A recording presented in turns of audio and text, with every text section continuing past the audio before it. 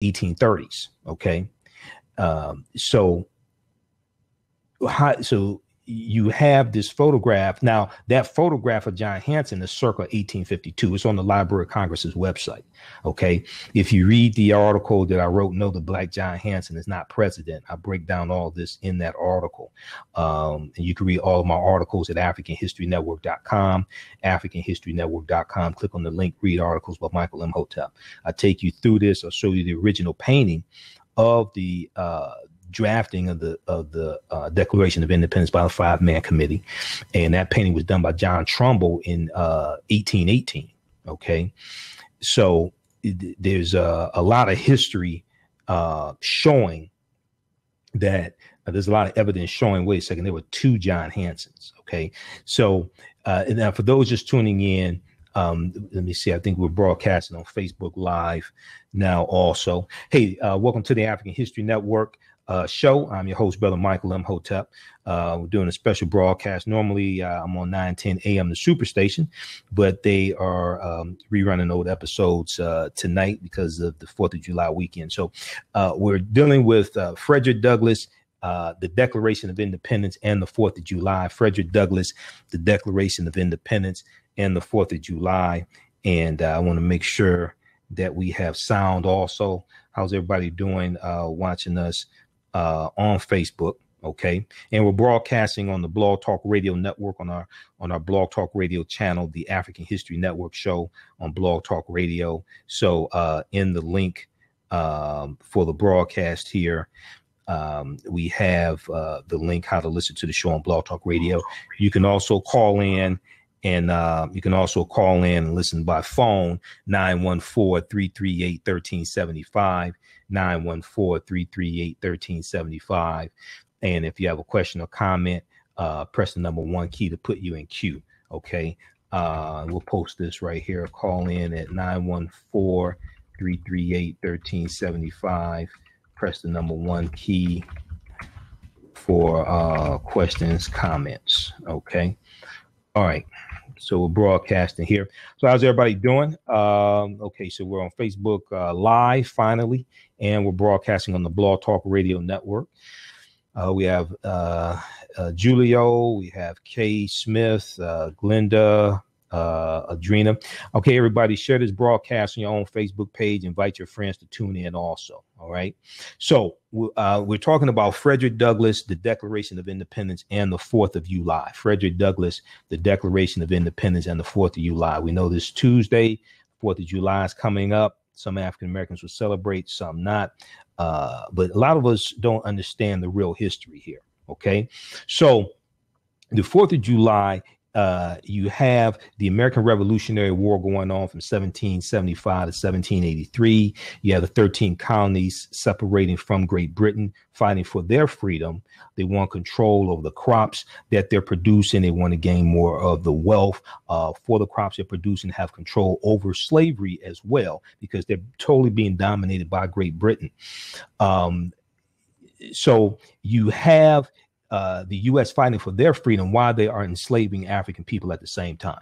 When we look at the American Revolutionary War, you're going to have approximately 5,000 enslaved African people fighting on behalf of the colonies, but you're going to have on the low end 20,000 or 30,000 who are going to escape to the British side and fight for the British, because the British said, if you come fight for us, when this war is over, we'll set you free. On the low end, 20,000 to 30,000 fight for the British. OK, so June 28th, 1776, you have the drafting of the Declaration of Independence. And as I was saying before we started broadcasting on Facebook Live, the depiction that you see on the back of the $2 bill is not the signing of the Declaration of Independence. July 4th, 1776, as many people think. That's the drafting of the Declaration of Independence, June 28th, 1776, by the 5-man committee. And that was made up of Thomas Jefferson, John Adams, and Benjamin Franklin. They were 3 of the 5 people. Okay, now in July 4th, 1776, in Philadelphia, Pennsylvania, the Continental Congress, which was the form of government that the the colonies were operating under at that time, they adopted the Declaration of Independence, which proclaimed their independence, or the independence of a new United States of America from Great Britain and King George III. This declaration came 442 days after the first shots of the American Revolution were fired at Lexington and Concord in Massachusetts, and marked an ideological expansion of the conflict that would eventually involve France's intervention on behalf of the Americans. Okay, so July 5th, 1852. July 5th, 1852. You're going to have Frederick Douglass deliver one of his most famous speeches, arguably his most famous speech. What to the slave is the 4th of July? What to the slave is the 4th of July? Okay. And he is going to deliver this to a group of women. All right. So it was he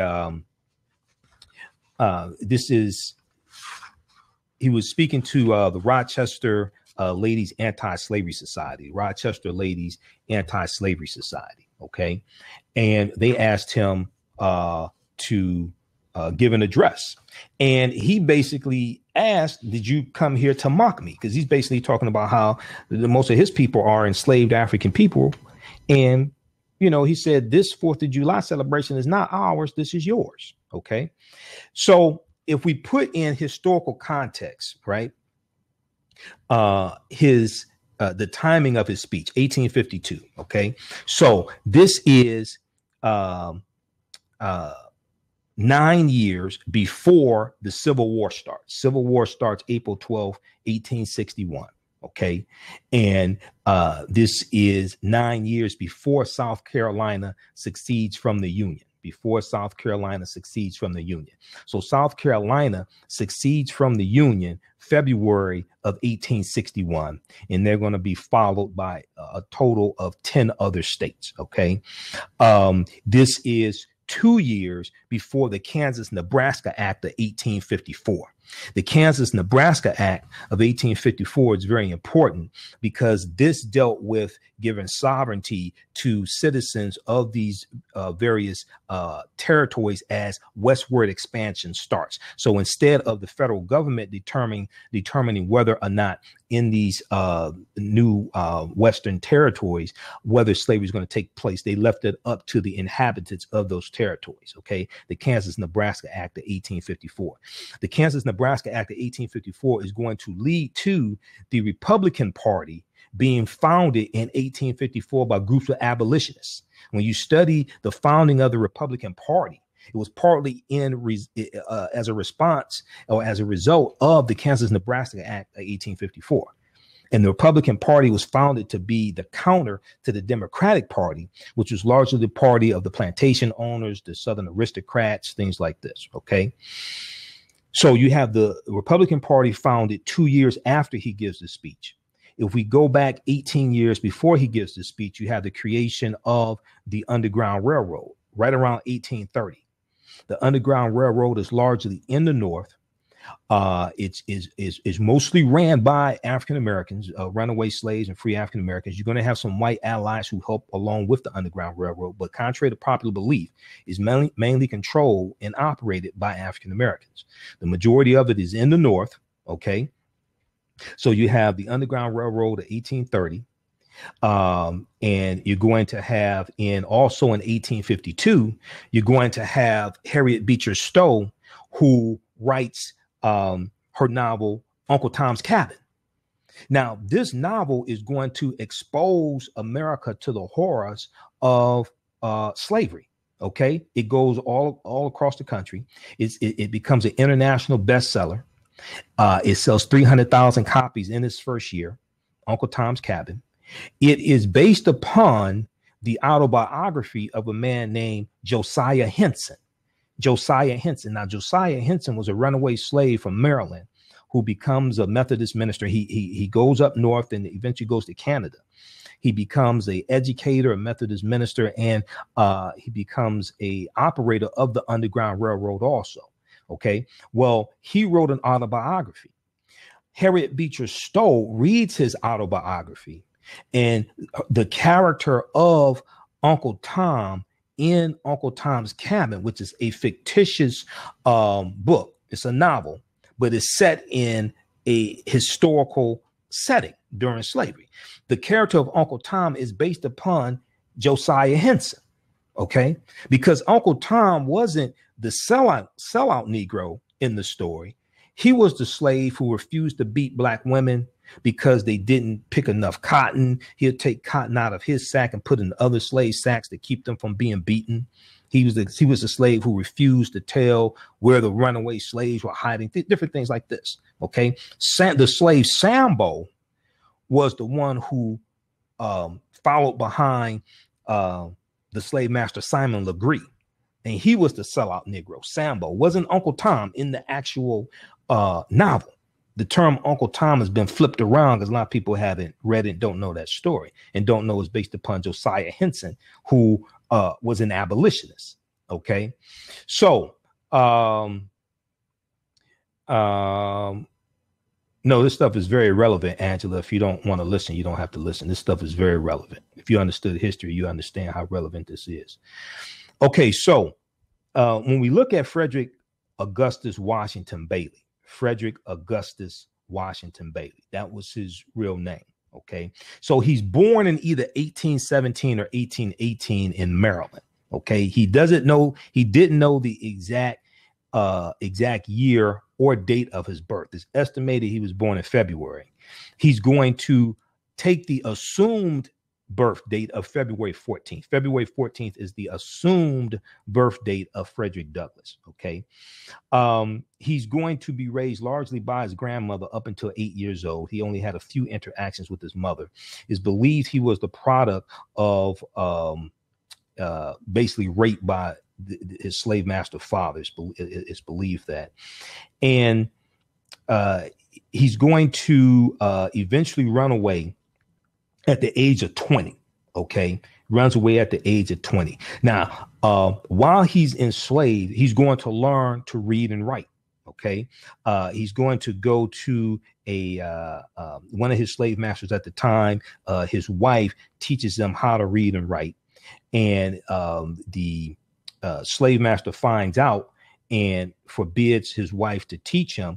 And he basically says that if you teach a slave how to read and write, that slave will want to be free. Okay. So the school children, white school children in the area are going to continue to teach him how to read and write covertly. Okay. He's then going to start reading abolitionist literature as well. He eventually escapes to New Bedford, Massachusetts in 1838. He tries to escape in 1836 and is caught and is going to be imprisoned for a period of time. But when he finally escapes, he takes the surname of Douglas. Which he borrowed from the Scottish romance novel Lady of the Lake by Sir Walter Scott Douglas. Okay. Lady of the Lake by Sir Walter Scott. By Sir Walter Scott, I should say. And there was a character in the story named Douglas. So he takes the last name from that. Okay. He's going to give speeches against slavery, etc. And what happens is you have a lot of white people. See, he was very articulate. Okay. Especially to be a runaway slave. And you had a lot of white people who did not think that he was a former slave. Okay. So because of this, he writes his first of 3 autobiographies. He wrote 3 autobiographies. The first one was in 1845, and it was entitled Narrative of the Life of Frederick Douglass, an American Slave, written by himself. Narrative of the Life of Frederick Douglass by an American Slave, written by himself. Okay.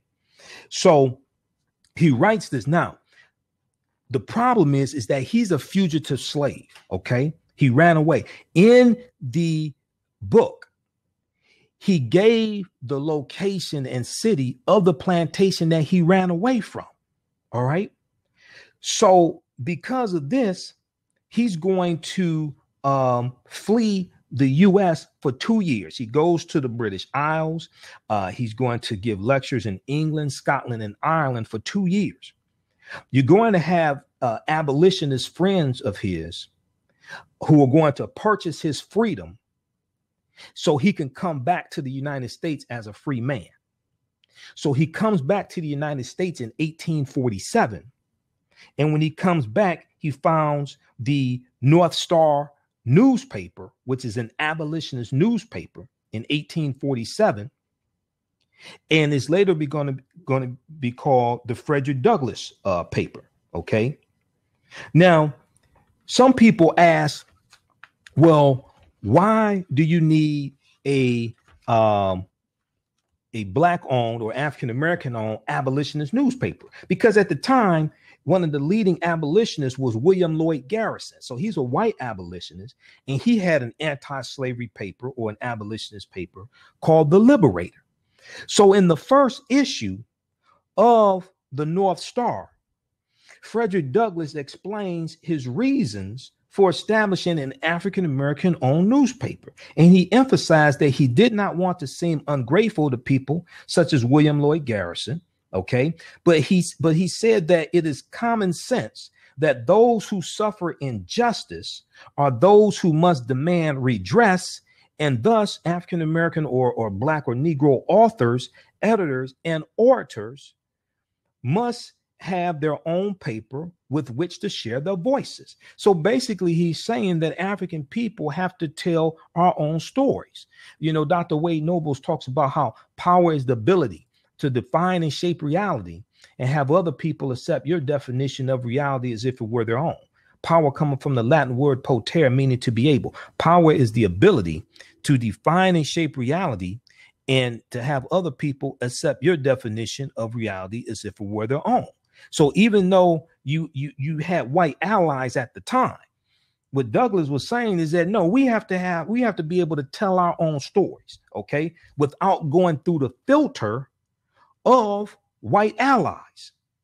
We have to be able to tell our own stories without having to go through the filter of Europeans, white allies, adversaries, whatever it is. Okay. Very, very important. So,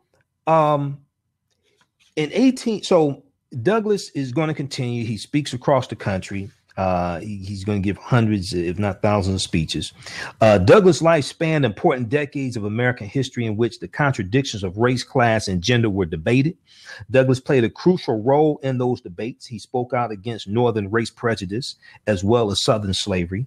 He challenged segregated Sabbaths, the Sunday, with segregation in the churches on Sunday, either white or Black, and criticized the race prejudice of immigrant labor organizations, which excluded Black freemen. Okay, because you have these. So when you look at when slavery ends, right, 1865, 1866, right after slavery ends, you're going to have these labor unions, these national labor unions that start up. And these labor unions are excluding African Americans from these labor unions. From 1619 to 1865, there were at least 262 skills, trades, and crafts that we had in this country. From 1619 to 1865, we were the engineers, we were the shipbuilders, anchor makers, we were bartenders, we were blacksmiths, coppersmiths, working in coal mines, working in sawmills. All these jobs, there were at least 262 skills, trades, and crafts that African people had in this country from 1619 to 1865. Okay. But from 1866 to about 1880, you're going to have 12 million European immigrants coming to this country. And a lot of the jobs that they got should have gone to us because we were here first, number one. Number two, we were already doing those jobs. So our skills were either as good as Europeans or in many cases even better. If you read How White Folks Got So Rich, the untold story of American white supremacy, one of the things they deal with is the creation of the labor unions right after slavery ends. And these labor unions were created to lock African Americans out of these jobs that we have been doing for free, mostly for free, for hundreds of years. Now that we can compete for wages, and we had better skills oftentimes, now we were locked out of those jobs for the most part. So Frederick Douglass once remarked that his son could more easily become an apprentice in a Boston law firm than in any working man's organization, because they were excluding African Americans from the labor unions. Okay. So even while realizing this fact, Frederick Douglass became a strong advocate of industrial trade education for the African American working man. In 1848, Frederick Douglass was the only male speaker at the Seneca Falls, New York Convention, in which Elizabeth Cady Stanton and other activists issued a Declaration of Women's Rights. So Frederick Douglass gave arguably his most famous speech, "What to the Slave is the 4th of July," in Rochester, New York on July 5th, 1852. So his theme was that American liberty was a fraud replete with thinly veiled crimes that would embarrass a nation of savages. His theme, okay, was that America was that American liberty was a fraud replete with thinly veiled crimes that would embarrass a nation of savages. All right. So it's important to understand who invited him to speak. He was invited to speak by the Rochester Ladies Anti-Slavery Society. The Rogers is basically white women. Okay. And he asked them, he said, "Did you bring me here to mock me?" Because he's basically saying, wait a second, the majority, he told him, this holiday of the 4th of July is your holiday. This is not mine. He said, basically saying, my people are still enslaved. This is your holiday. You're celebrating your independence. Okay. So what I want to do is I want to go to this clip. We're going to play this clip again in just a minute here. This is James Earl Jones reading an excerpt of Frederick Douglass, probably his most famous speech, "What to the Slave is the 4th of July." How's everybody doing? Let me give a shout out to some of the people here on Facebook: Dominique, Marquita, Adrina, Leah. How's everybody doing? Share this broadcast on your own Facebook page. Invite your friends to tune in. Now, you all can also listen on Blog Talk. So if you can't continue to listen on Facebook, you can listen on Blog Talk Radio. You can call in, listen by phone, 914-338-1375, 914-338-1375. You can also, we're going to post the link here once again, and the call-in number. We'll post it right there. So we have the link also. You can listen there. And I want to let you all know that visit our website, AfricanHistoryNetwork.com, AfricanHistoryNetwork.com. We have a new bundle pack of my DVD lectures. Economic Empowerment Bundle Pack number 4, Reclaiming the African Mind. Economic Empowerment Bundle Pack number 4, Reclaiming the African Mind. And this includes 6 new DVD lectures from myself, Michael Imhotep. Ancient Kemet, the Winter Solstice, and the History of Christmas. I did this in December of 2016. The distortion of the legacy of Dr. Martin Luther King Jr. The Revolutionary will not be televised on the television. I did this January 2017. Great African Women in History, the Mothers of Civilization. Did this February 2017. This is a 4-hour 2 DVD set. Great African Women in History, the Mothers of Civilization. The Light of Ancient Egypt Awakens the African Mind. The Light of Ancient Egypt Awakens the African American Mind to Economic Empowerment.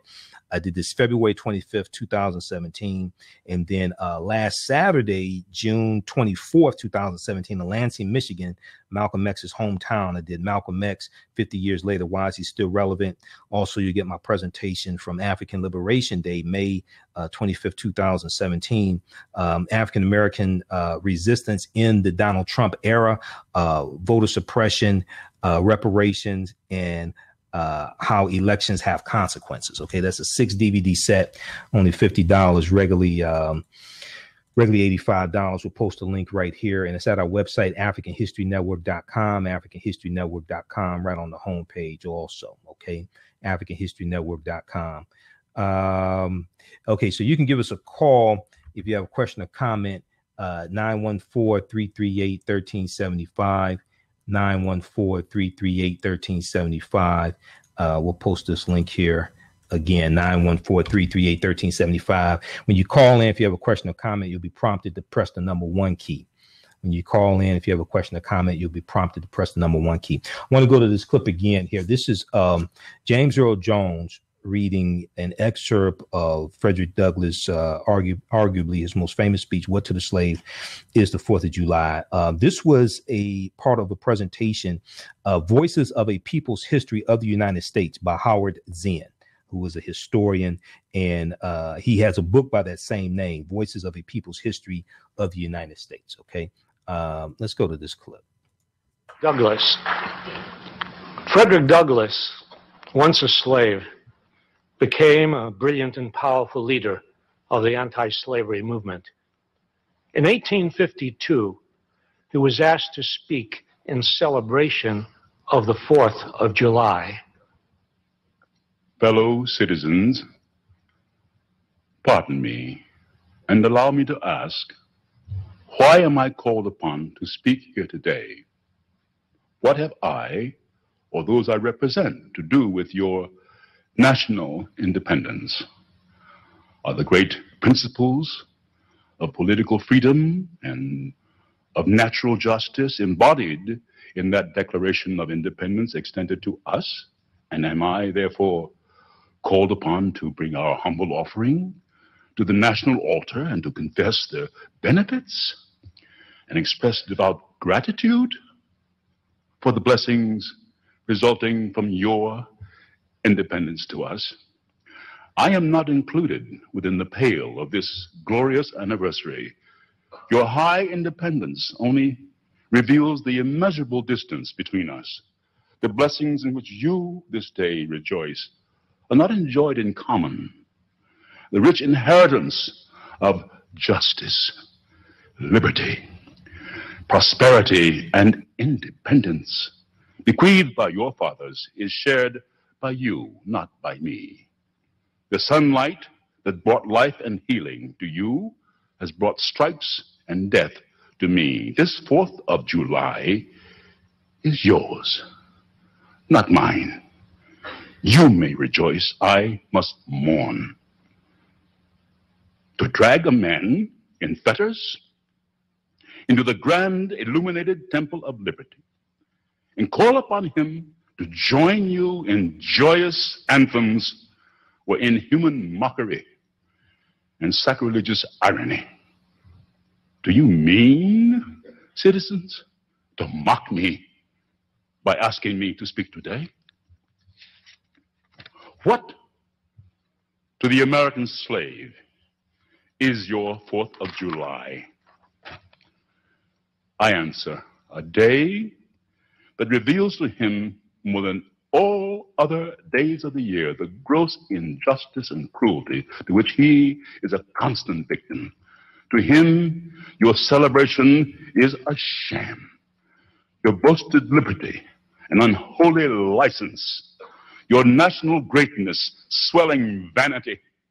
Your sounds of rejoicing are empty and heartless. Your denunciation of tyrants, brass-fronted impudence.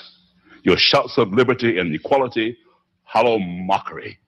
Your prayers and hymns, your sermons and thanksgivings, with all your religious parade and solemnity, are to him mere bombast, fraud, deception, impiety, and hypocrisy. A thin veil to cover up crimes that would disgrace a nation of savages. There's not a nation of the earth guilty of practices more shocking and bloody than are the people of these United States at this very hour. At a time like this, scorching irony, not convincing argument, is needed. Oh, had I the ability and could reach the nation's ear, I would today pour forth a stream, a fiery stream of biting ridicule, blasting reproach, withering sarcasm, and stern rebuke.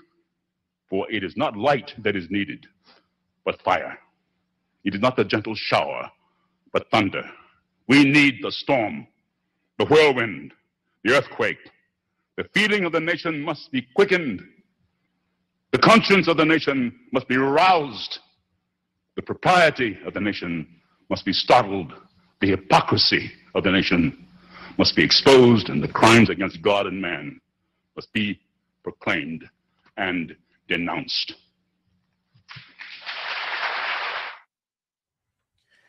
Okay, so that was James Earl Jones reading an excerpt of Frederick Douglass, arguably his most famous speech, What to the Slave is the 4th of July. Okay, so when we look at the American Revolutionary War, right, and because the Declaration of Independence is signed during the American Revolutionary War, you have the Continental Congress from 1774 to 1789. And the Continental Congress served as the form of government of the 13 American colonies. Okay, so there are some little known facts about the Declaration of Independence also. As I stated before, first of all, most of the 56 signers of the Declaration of Independence, most of them did not sign it on July 4th. Number one, most of them signed it on August 2nd. Okay. And then also, let's see, when news of the Declaration of Independence reached New York City, it started a riot. July 9, 1776, a copy of the Declaration of Independence had reached New York City with hundreds of British naval ships occupying New York Harbor. Hundreds of British naval ships occupying New York Harbor. Revolutionary spirit and military tensions were running high. George Washington, commander of the Continental Forces in New York, read the document aloud in front of City Hall. A raucous crowd cheered the inspiring words, and later that day tore down a nearby statue of King George III, because King George III was the monarch or ruler in Great Britain at the time. Now, the statue was subsequently melted down and shaped into more than 42,000 musket balls for the fledgling American army. All right. 50 of the 56 signers of the Declaration of Independence were Freemasons. Declaration of Independence, 50 of the 56 signers were Freemasons. Tony Browder deals with this in his book, Egypt on the Potomac. Egypt on the Potomac. And we talk about this and deal with this in some of my presentations and in the online course that I teach, Ancient Kemet, the Moors, and the Ma'afa, understanding the transatlantic slave trade, what they didn't teach you in school, understanding the transatlantic slave trade, what they didn't teach you in school. Also, you have, let me see here. Okay. Also, Thomas Jefferson and John Adams are going to both die on the same date. They both die on July 4th, 1826, Thomas Jefferson and John Adams. Okay. Both former presidents, both founding fathers, or as Dr. Francis Cress Wilson called them, fondling fathers. Thomas Jefferson and John Adams both died on the same day, July 4th, 1826, 50 years after the Declaration of Independence, after its adoption, according to the National Archives. John Adams assisted Thomas Jefferson in writing the Declaration of Independence and also played a part in persuading the Congress to declare independence as well. Okay. Okay. So now, when we look at, once again, when we look at Frederick Augustus Washington Bailey, or who most of us know as Frederick Douglass, right? So as the United States enters into the Civil War, 1861 to 1865, okay, Frederick Douglass was forced to choose sides between African Americans who wanted to return to Africa and those who wanted to remain here in the United States, the land of their birth. So beginning in the 1830s, you have a series of national Negro conventions, and they are held in various northern cities. And they debated whether to go or to stay, whether to leave the U.S. or to stay. Okay. Frederick Douglass advocated remaining and fighting to change the United States. And during this period, Frederick Douglass was confronted by the black nationalist Henry Highland Garnett, who in 1843 called on the slaves to rise up and strike for their freedom. And also he was dealing with Martin Delany, in the 1850s, who was involved in the American Colonization Society in support of immigration of Africa. Okay. Now, the passage of the Fugitive Slave Law in 1850 is going to cause Frederick Douglass to become even more radical. The passage of the Fugitive Slave Law in 1850. Okay. And now you already had one fugitive slave law, but you're going to have another one that's going to be passed. And this is the fugitive slave law that is dealt with when you deal with the case of this is going to come into play when you deal with the case also of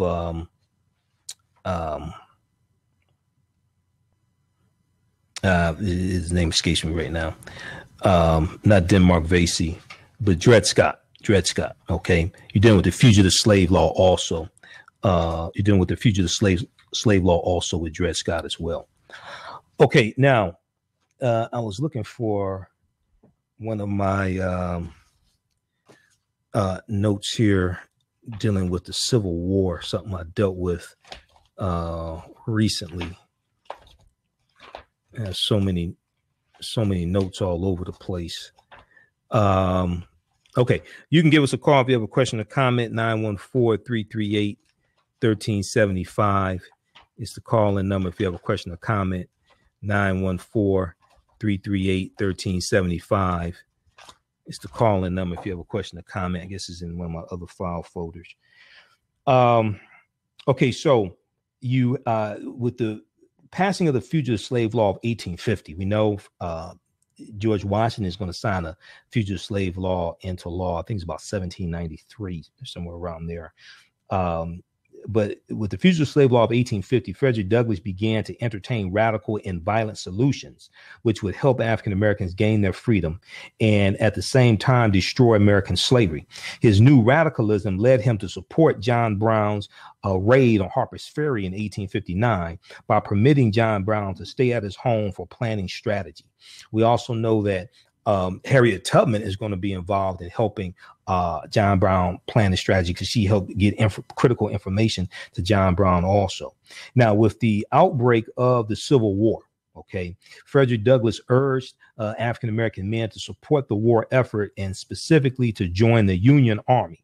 And he wrote essays such as Men of Color to Arms, Men of Color to Arms. He's going to have two of his sons who were among those men who joined the all-black 54th Massachusetts Regiment as well. And after the Civil War, Frederick Douglass served as president of the Freedmen's Bank. So the Freedmen's Bank is going to be created by the Freedmen's Bureau, right? And you have the Freedmen's Bank, which is going to it's a bank for African Americans to deposit their money into, and you're going to also have African Americans who are serving in the Civil War for them to deposit their money, and then afterwards, and try to give them some type of economic foundation. The Freedmen's Bank, the Freedmen's Bank is going to fail. Frederick Douglass is going to invest $10,000 of his own money into the Freedmen's Bank to try to save it, but it was poorly managed overall by the government. It was also poorly funded as well, basically sabotaged the Freedmen's Bank. Okay, so Douglass recognized the failure of Reconstruction in an 1888 speech entitled "I Denounce the So-Called Emancipation as a Stupendous Fraud." I denounce the so-called emancipation as a stupendous fraud. So Reconstruction ends in 1877. Reconstruction ends in 1877 with the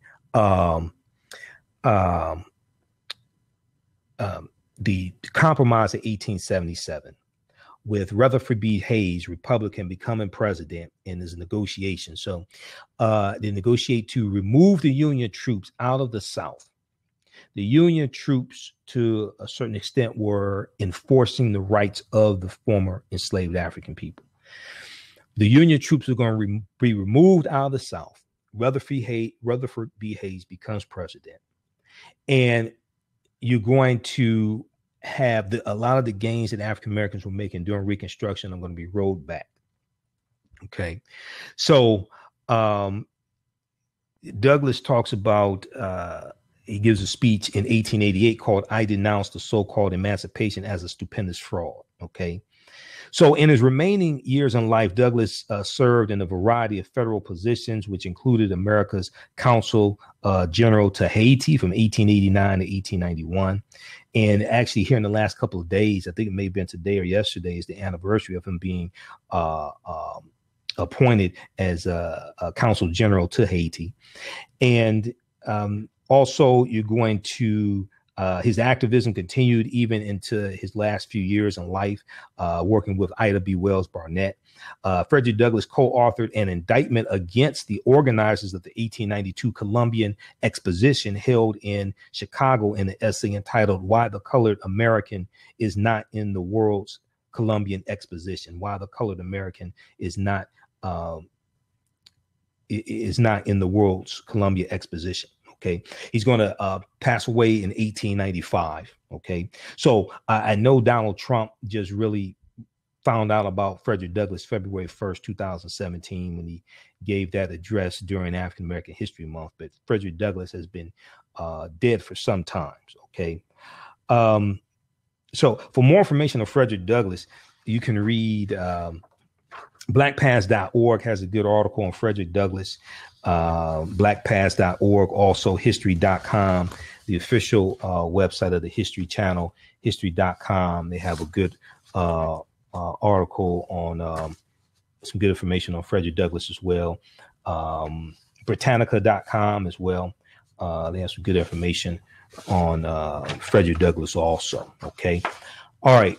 914-338-1375 is the call-in number. If you have a question or comment, press the number 1 key to put you in queue to bring you on the air. 914-338-1375 is the call-in number. If you have a question or comment, press the number 1 key to put you in queue to bring you on the air. Let me see here. Also, you can register for the online class that I teach, Ancient Kemet, the Moors, and the Ma'afa, Understanding the Transatlantic Slave Trade, what they didn't teach you in school. Ancient Kemet, the Moors, and the Ma'afa, Understanding the Transatlantic Slave Trade, what they didn't teach you in school. Okay. That is a 12-hour, 6-week online course that I teach. You could tune in from around the world. All the sessions are recorded. You can go back and watch it over and over again. We deal with thousands of years of history, thousands of years of African history, African American history, all that in that online course. We just posted a link there. The course is only $40. Normally meets on Friday, 7 p.m. to 9 p.m. Eastern Standard Time. Tune in from around the world. Okay. Let's go to some of your comments here on Facebook. Also, we'll post a call-in number if you have a question or comment as well. 914-338-1375 is the call-in number. Also, if you have a question or comment, let's see here. Let me post this information again.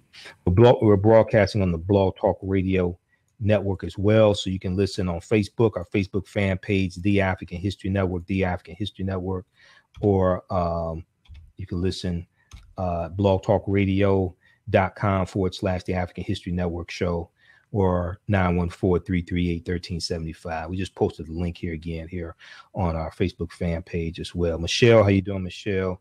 Victor, great information. If we link up with the African continent, we'll be a powerful force. Okay. Pamela, how you doing, Pamela?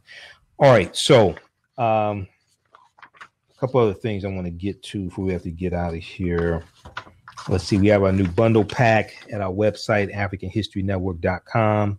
Economic Empowerment Bundle Pack, Reclaiming the African Mind. It's a 6 DVD set, my latest DVD lectures. So check that out also. We'll post a link here again. It's right on the homepage of AfricanHistoryNetwork.com also. Just uploaded that. Okay.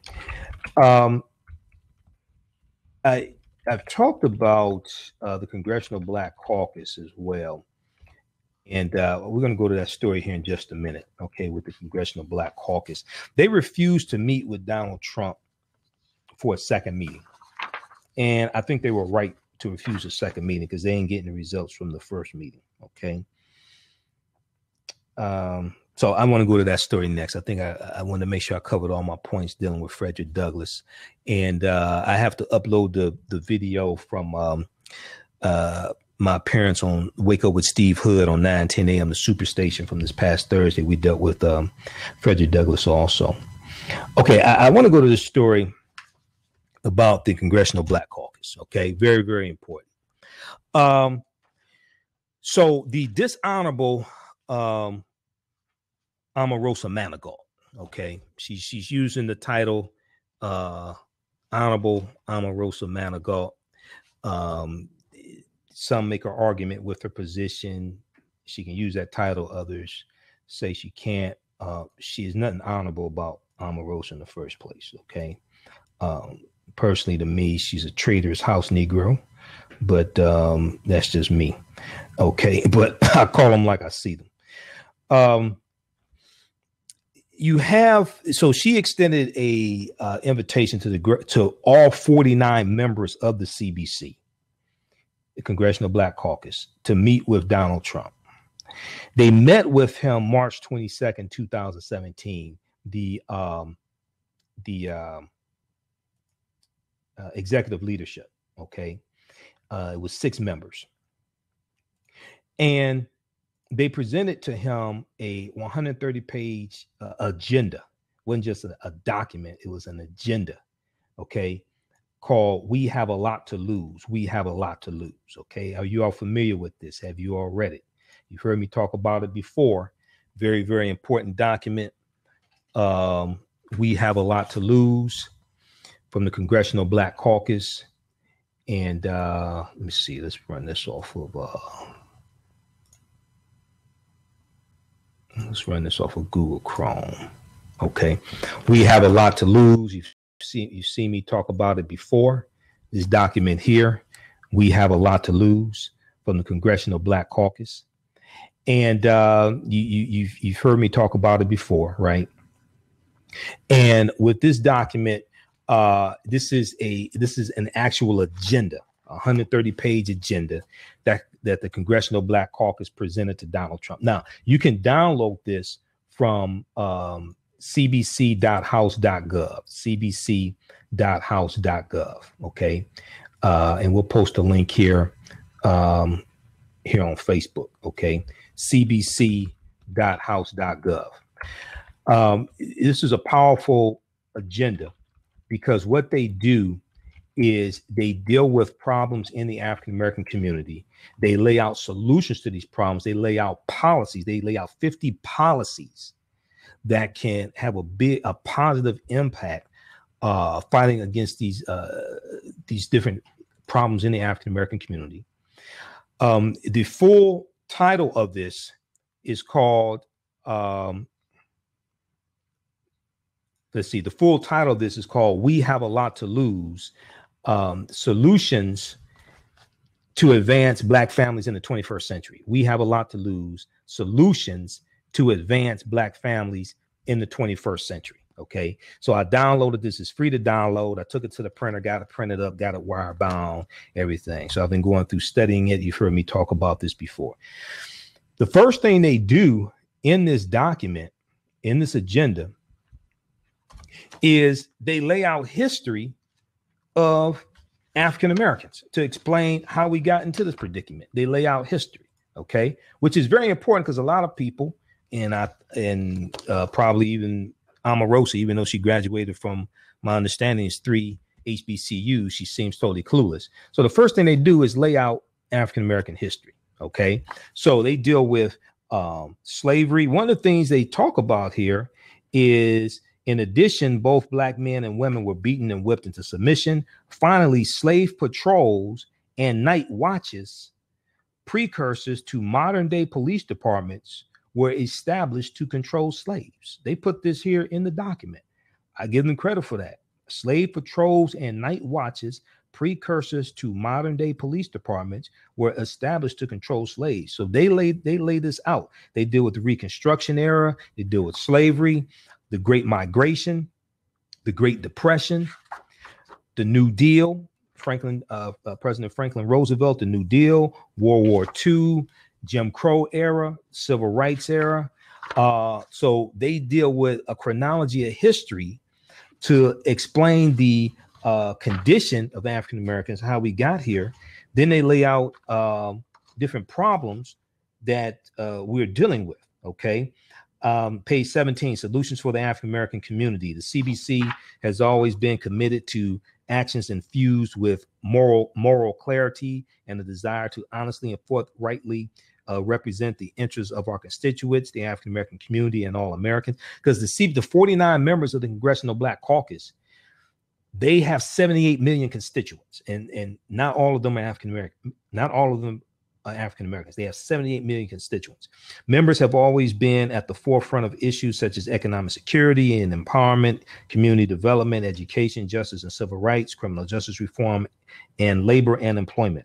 Our collective efforts have echoed throughout Congress for decades, and together we will continue to stand for the many Americans who expect the caucus to be sound and principled leaders dedicated to progress. Accordingly, we highlight the following problems across several facets of the African American life and offer bold solutions to advance Black families in the 21st century. Okay, so then they lay it out and they deal with I'll give you a synopsis here. They deal with voting rights. Let's see, they deal with voting rights, criminal justice reform, economic justice, education, workforce, healthcare, environmental justice, rural America. You have a lot of African Americans who live in rural America now. Rural America is not all white. You have it's somewhere, maybe, I think about 40% of African Americans now live in rural America. Okay, all African Americans don't live in the inner city. Okay, you have some live in the suburbs, some live in rural America, some live in the inner city. We're more dispersed. Trump acts like all African Americans live in the inner city. Okay, so they lay this out. Then they lay out solutions as well. They lay out the problems, they lay out solutions, and propose 50 pieces of legislation to attack these problems. Two main ways to understand politics. And I'm going to go to this interview that Cedric Richmond did with Joanne Reed on AM Joy, MSNBC, June 25th. Okay, last week Sunday. Very, very important interview. I just want to lay this context out. Okay, how's everybody doing on Facebook? How's everybody doing? Listen to us on the Blog Talk Radio Network as well. Okay, two main ways to understand politics. Number one, politics is the legal distribution of scarce wealth, power, and resources. Politics is the legal distribution of scarce wealth, power, and resources. Number one. Number two, politics is the writing of laws, statutes, ordinances, amendments, treaties, their adoption, interpretation, and enforcement. The writing of laws, statutes, ordinances, amendments, and treaties, their adoption, interpretation, and enforcement. Okay.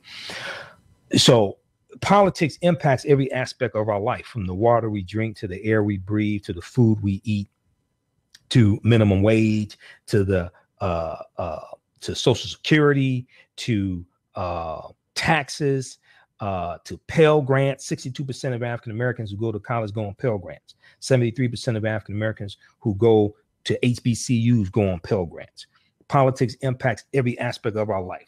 To healthcare, you have 3 million non-elderly African Americans who now have healthcare because of the Affordable Care Act, ostensibly called Obamacare. 3 million non-elderly African Americans who now have healthcare.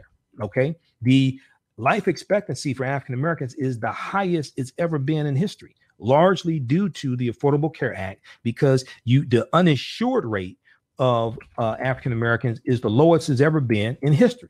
The uninsured rate is the lowest it's been in history. You have more African Americans today who have health care, so you can do preventive maintenance as opposed to using the emergency room as your primary health, as your primary physician, right? So when you can do this, then you can have a greater life expectancy for African Americans. So all this deals with politics. Now, a lot of people have not read this document. I've talked about it before. Most people never even heard of it. It's a real document. It's not fake news. It's not from Infowars.com. This is, you can verify this. You can research this yourself. It's called Progress of the African American Community During the Obama Administration. Progress of the African American Community During the Obama Administration. And this is what I was explaining to people before the election took place, because there were a lot of policies that were passed during the Obama administration. President Obama advocated for things like this. A lot of policies many of us don't even know existed that were beneficial to African Americans. And these were policies that were on the line, and they're being reversed under Trump, under Donald Trump. They're being reversed under Donald Trump. May 12th, Anthony, how you doing, Anthony?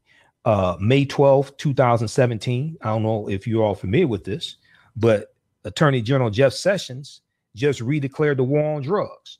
May 12th, 2017, reversing a President Obama policy and a policy under former Attorney General Eric Holder, Smart on Crime Initiative 2013, Smart on Crime, because President Obama instructed his attorney generals not to seek the longest, harshest penalties for low-level nonviolent drug offenders, not to seek the longest, harshest penalties for low-level nonviolent drug offenders.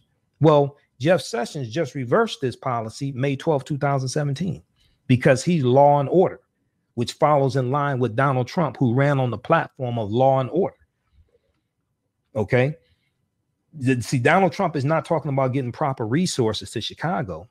Donald Trump announced yesterday morning that they were sending in 20 more members of the ATF, alcohol, tobacco, and firearms, to Chicago. Not talking about getting resources, not talking about summer jobs, not talking about education, not talking about getting resources to bring to quell the violence, and understanding there's a relationship between lack of opportunity and poverty. Okay. No, he ran on law and order. So when it comes to that, he's just talking about sending in more police and cracking heads, cracking down on this. Whereas when you talk about opioid addiction and you talk about white people overdosing on heroin, and heroin addiction is ravaging West Virginia, ravaging Ohio and Maine and Vermont and cities like states like this, right? Largely white people. They want to take a more humane approach and deal with this addiction being looked at as a health issue, okay, as opposed to a criminal justice issue. And in general, talking about getting more resources there, even though his draconian budget cuts funding for opioid addiction, rehabilitation, things like this. But in general, they're taking a more humane approach to opioid addiction. But when it comes to shootings in Chicago, as opposed to taking a humane approach, they're taking a law enforcement approach. Okay. And even if you just look at the response from Sarah Huckabee Sanders from 2 days ago, okay, from just 2 days ago, White House Press Secretary Daily Briefing, okay, she said that defending Trump's sending in the ATF, more members of the ATF, she said that the shootings in Chicago were a morality issue, okay, as opposed to understanding it coming from poverty, which comes from lack of opportunity. She said it's a morality issue. So they're not talking. Sarah Huckabee Sanders, Deputy White House Press Secretary. So instead of talking about getting resources to Chicago, right, they're talking about sending in more law enforcement to Chicago. All right. Okay. I think I have this article here talking about Sarah Huckabee Sanders' comments. So we'll post that article here on the link of our thread here on Facebook. Okay, so let's go to this clip here. This is from Sunday, June 25th, 2017, AM Joy. She spoke with Congressional Black Caucus Chairman Cedric Richmond about them voting to not meet with Donald Trump for a second meeting. Are you going to include the Congressional Black Caucus and the Congressional Well, I would. Caucus, I tell you what, do you want to set up the meeting? Do you want to set up the meeting? No. Are they friends of yours? That was the day that Donald Trump learned that, no, it's not journalist April Ryan's job to talk to all the black people for him. So, no, she could not set up a White House meeting with the Congressional Black Caucus. But to be fair, neither apparently could reality TV star turned White House aide Omarosa Manigault. On Wednesday, after she'd extended an invitation last week to all 49 members, signing it to the Honorable Omarosa Manigault, the CBC responded by sending their regrets. Congressional Black Caucus Chairman Cedric Richmond joins me now. Congressman, why did the CBC turn down Omarosa Manigault's invitation to meet with the White House? Well, when we met with the president the first time, we left him an 130-page policy document outlining our priorities for minority and underrepresented communities, both rural, both white and black.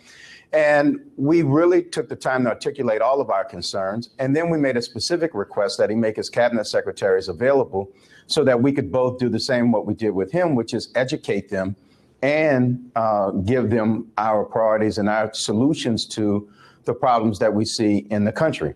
Well, we didn't get a response to our 130-page document. We didn't get a response to the subsequent 8 letters that we sent, and we have yet to meet with any of the cabinet secretaries. So we didn't think that it would be a substantive meeting, especially with 49 people. And if you want to have any questions about how or what we feel, just go refer to the document we left you with. Mm-hmm. So we're not here for photo ops. We're not here for anything except to advocate for our constituencies. And we think we did that by communicating with him, meeting with him the first time, and leaving him a substantive policy document. Yeah. Omarosa has, responded to you guys' decision not to show up. And people have been having a lot of fun with the invitation with the honorable signature and whether or not she should be using that. There is the letter she sent you.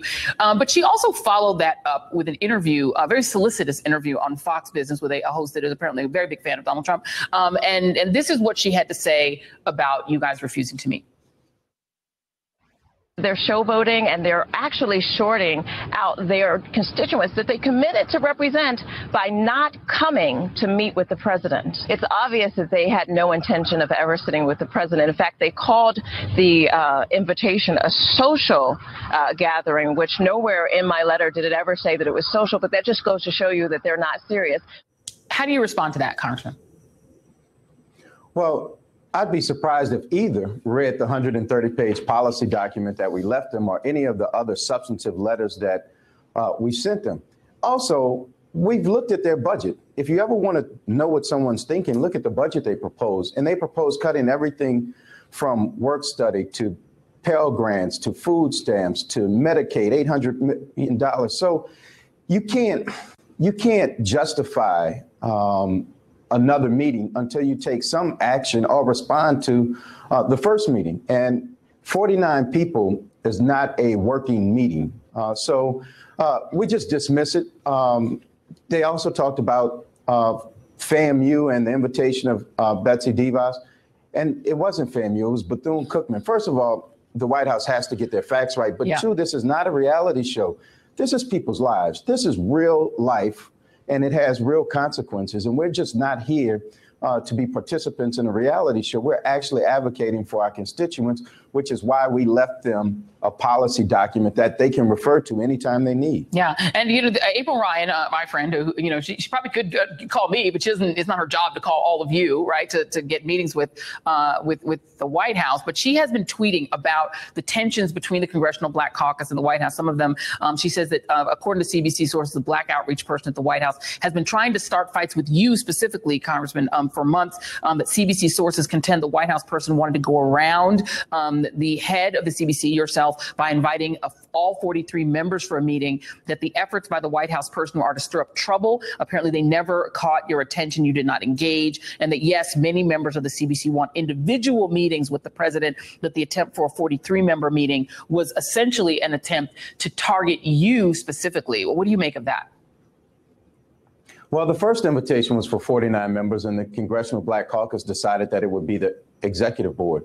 This invitation, the Congressional Black Caucus, not myself, decided that we would decline, and that was voted upon in a meeting. And look, I take my leadership seriously, but I take the will of the body just as serious. And I took it for the team and went to the inauguration and represented the Congressional Black Caucus. We went to the White House on behalf of the CBC. And this time, the Congressional Black Caucus member said, we have not heard any responses. We have not met with any of the cabinet members, so we're not interested. And they may get 1 or 2 or 3 members to go over to the White House for individual meetings, but as a Congressional Black Caucus, there was just no interest, and the will wasn't there to go over to the White House to meet with President Trump. And you mentioned the policy document that you left with the White House. Give us some a sense of, just a quick summary of some of the most important policy items that were in that agenda document. Well, we talked about HBCUs, we talked about healthcare, we talked about CDBG and how we restore inner city communities. We talked about summer jobs and how they improve the high school graduation rate and reduce crime in specific areas. We talked about voting rights. We talked about civil rights, consent decrees. And if you look at everything that's happening in the Department of Justice, you can't tell us that this administration takes the rights of minorities and issues of minorities seriously, from Jeff Sessions' first act of rolling back Smart on Crime initiative. And now he's announcing he wants to go back to the failed war on drugs in terms of crack and cocaine. But we have this open, loving approach, mental health approach and substance abuse approach to opioids, which opioid response is correct, but it should have been the same response for crack and cocaine and other things that ravage inner city communities. So he wants to go back to the failed war on drugs in the inner cities for crack and cocaine. But for opioids, he wants to take a more nurturing and loving approach, which, by the way, is the right approach. But you can't have it both ways. And those are the types of things that is very frustrating for us. But we will continue to do what we need to do, which is to advocate in Congress, to work through a budget process that is fair and moral. And just like we did with the last budget, in which HBCUs and inner city communities won. And we will continue to do that. We also sent the president our proposed budget, which, by the way, had in it $1 trillion for infrastructure investments around the country, which means sewer and water, roads and bridges, broadband, and all of these other things that would help the country, which he says he wants $1 trillion in infrastructure without a real proposal. So we gave him one. But we have not heard anything substantive from this White House. And we just don't have a will to be part of a reception, a social gathering, or an unorganized meeting of 50 or 60 people. Congressman Cedric Richmond, the head of the Congressional Black Caucus, thank you so much for some of your time this morning. Really appreciate it. Thank you, Joy. Keep us posted on whether or not any further developments happen with the White House, sir. Thank you. And coming up, Okay, so that was Sunday, June 25th, 2017. And Representative Cedric Richmond, who's the chair of the Congressional Black Caucus, he explained, number one, they weren't going there for a photo op, and they didn't go there for a photo op the first time. All right. He said that you can't have a productive meeting with 49 members there. You can't have a productive meeting like that. He talked about how they followed up 8 times with Trump, the Trump administration, got no response. They were promised that they could meet with the cabinet secretaries over different departments, Secretary of Education, different things like this, to address specific issues. That never happened. So he said, we're not going there for a photo op, so we're not going to, they voted and decided not to go a second time. And I totally agree with that, because Trump was going to use them for a photo op, like he used the president of the HBCUs. He used them as a photo op. They went there fighting for more funding for HBCUs, fighting to get more money allocated for Pell Grants, fighting to get funding for Pell Grants year-round restored, fighting for research grants, things like this. They went there for legitimate purposes. Trump did not increase funding for HBCUs. He kept it the same after he talked about how great he was going to be for HBCUs. He did not increase funding for HBCUs, but also his budget, even though he left the funding the same for HBCUs, his overall budget proposed budget, because he sends it to the House, well, he sent it to the House of Representatives. His budget cut funding for Pell Grants overall by $3.9 billion. So how do you cut Pell Grants and you talk about how great you're going to be for African Americans, but 62% of African Americans who go to college go on Pell Grants?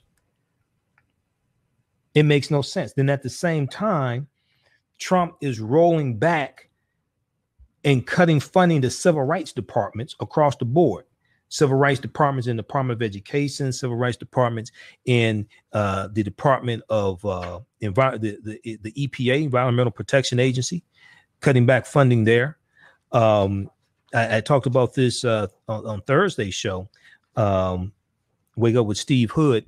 There are a number of articles that deal with this. And we saw this coming, cutting back the funding for, we're actually cutting back the Civil Rights Department in the Department of Justice also. Okay. And none of this is going to be positive for African Americans. See, this is an example of how elections have consequences. Elections have consequences. Okay. You can check out this article here from rawstory.com. Just had an article from a couple of weeks ago, June 15, 2017. Trump administration quietly rolls back civil rights efforts across federal government. Trump administration quietly rolls back civil rights efforts across federal government. Okay. So while you have people saying, oh, your vote doesn't matter who you vote for, all this stuff, it's like, wait a second, no. Elections have consequences. If your vote didn't matter, why did you have 13 new states that have voter ID laws to suppress the African-American vote? Why did you have 868 less polling places to vote at this election cycle? This was after the Section 5 of the Voting Rights Act was struck down by the 2013 Supreme Court decision, Shelby County versus Holder, Shelby County in Alabama versus Attorney General Eric Holder, which gutted Section 5 of the Voting Rights Act, which was the pre-clearance that gave protection against a lot of the voter ID laws, etc. But when that was struck down in 2013, you had a whole new round of voter ID laws being put in place, voter suppression laws. Okay. And we see that the turnout for African Americans in the 2016 election was the lowest it's been in 20 years. It dropped 7%. And it's largely due to the voter suppression tactics that were put in place. Then you had the cross-checking system created by Chris Kovac, Secretary of State out of Kansas, right? And the cross-checking system knocked 1.1 million people off the voter rolls across the country, knocked 54,000 people off the voter rolls in Michigan. And Trump won Michigan by 10,704 votes, knocked 45,000 people off the registered voters off the voter rolls in Pennsylvania. He won Pennsylvania, I think, by about 22,000 votes. So read this article from rawstory.com. Trump administration quietly rolls back efforts across federal government. And they talk about how now under Attorney General Jeff Sessions, the Department of Justice appears to be turning away from this storied tool dealing with consent decrees, and top officials in the Department of Justice Civil Rights Division have issued verbal instructions through the ranks to seek settlements without consent decrees, which would result in non-continuing court oversight, which really doesn't have any teeth. The move is just one part of a move by the Trump administration to limit federal civil rights enforcement, Other departments have scaled back the power of their internal divisions that monitor such abuses. In a previously unreported development, the Education Department last week reversed an Obama-era reform that broadened the agency's approach to protecting the rights of students. The Labor Department and the Environmental Protection Agency, the EPA, have also announced sweeping cuts to their enforcement. So across the board, you see them cutting funding to the civil rights departments in these various departments, rolling back their taking away power from them. And this is going to have a negative impact on African Americans. But a lot of people didn't even know that the Department of Education had a civil rights department. A lot of people didn't know that the Environmental Protection Agency had a civil rights department. So check out this article. Then you had one from the Washington Post from May 29th, 2017, along the same lines. Trump administration plans to minimize civil rights efforts and agencies. Now, Donald Trump asked African Americans, what the hell do you have to lose? If you don't understand that these policies exist, how do you know that you need to fight for them and maintain them if you don't know they exist in the first place? The Trump administration is planning to disband the Labor Department division that has policed discrimination among federal contractors for 4 decades, according to the White House's newly proposed budget, part of wider efforts to rein in government programs that promote civil rights. He asked African Americans, what do you have to lose? A lot of people didn't know the Department of Labor has a civil rights department. The Trump administration is planning to disband the Labor Department division that has policed discrimination among federal contractors for 40 years. According to the White House's newly proposed budget, which is part of wider efforts to rein in government programs that promote civil rights. As outlined in the Labor Department's fiscal 2018 plan, the move would fold the Office of Federal Contract Compliance Programs, now home to 600 employees, into another government agency in the name of cost cutting. The proposal to dismantle the compliance office comes at a time when the Trump administration is reducing the role of the federal government in fighting discrimination and protecting minorities by cutting budgets, dissolving programs, and appointing officials unsympathetic to the previous practices. Wait a second. He just asked African Americans, what the hell do you have to lose? Most people didn't even understand that these departments existed. He put Candace Jackson in charge of the Civil Rights Division of the Department of Education, and Candace Jackson is a white woman who was antithetical to civil rights. When you look at Scott Pruitt, the Secretary of the EPA, the new leadership at the Environmental Protection Agency, Scott Pruitt, for instance, has proposed eliminating its environmental justice program, which addresses pollution that poses health threats, specifically concentrated in minority communities. The program in part offers money and technical help to residents who are confronted with local hazards such as leaking oil tanks or emissions from chemical plants. This directly impacts African Americans. After he asked us, what the hell do you have to lose? But if you didn't understand this existed in the first place, then you don't realize, wait a second, this is something that we have to fight to maintain. By the way, all this stuff, these policies were enacted under President Obama, just so you all know. 914-338-1375 is the call-in number. If you have a question or comment, 914-338-1375 is the call-in number. If you have a question or comment, press the number 1 key to put you in queue so we could bring you on the air. And you only have to press the number 1 key if you have a question or comment. Now, a number of investigations, let's see here. Okay. And the administration has refused several steps taken under President Obama, okay, to address LGBT concerns. The Department of Housing and Urban Development, for example, has revoked a rule ensuring that transgender people can stay at segregated shelters of their choice. And the Department of Health and Human Services has removed a question about sexual orientation for 2 surveys of elderly Americans about services offered or funded by the government. The efforts to reduce the federal profile on civil rights reflects the consensus view within the Trump administration that Obama officials exceeded their authority in policing discrimination on the state and local level, sometimes pressuring targets of government scrutiny to adopt policies that were not warranted. Okay, so the Trump administration is rolling back on all this stuff. Administration officials made clear in the initial weeks of Trump's presidency that they would break with the civil rights policies of his predecessor.